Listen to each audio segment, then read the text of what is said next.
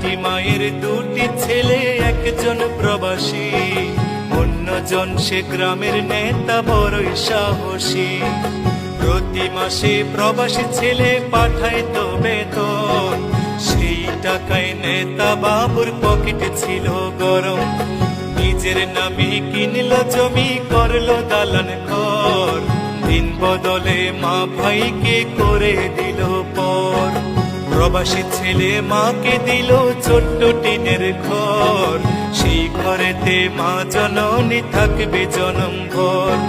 প্রবাসী ছেলে মাকে দিল ছোট্ট টিনের ঘর, সেই ঘরে মা জননী থাকবে জনম ভর। মা জননী খোদার কাছে বলে দুহাত তুলে, বুকের মানিক প্রবাসীতে রেখো আল্লাহ সুখী।